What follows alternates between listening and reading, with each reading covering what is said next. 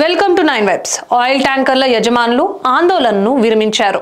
కేంద్ర ప్రభుత్వం తీసుకొచ్చిన కొత్త చట్టాలలో హిట్ అండ్ రన్ కేసుకు శిక్ష పెంపు నిరసిస్తూ తెలంగాణలో పెట్రోల్, ఆయిల్ ట్యాంకర్ల యజమానులు నిరసన వ్యక్తం చేశారు. తాజాగా ఆ ఆందోళనను విరమించారు.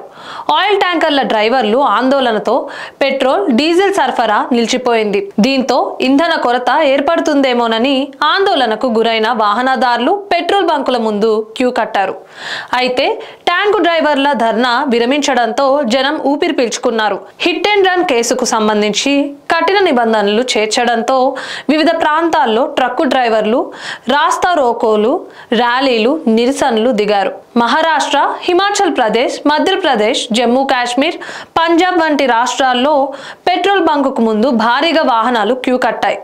వీటికి సంబంధించిన వీడియోలు సామాజిక మాధ్యమాల్లో వైరల్ అవుతున్నాయి.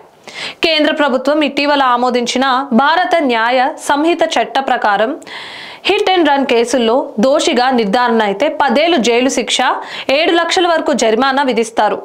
ఈ కొత్త నిబంధనలో రోడ్డు ప్రమాదాలకు కారణమైన వాహన డ్రైవర్లు ఘటన జరిగిన తర్వాత పోలీసులకు సమాచారం ఇవ్వకుండా పారిపోతే గరిష్టంగా ఈ శిక్ష విధించాలని పేర్కొన్నారు.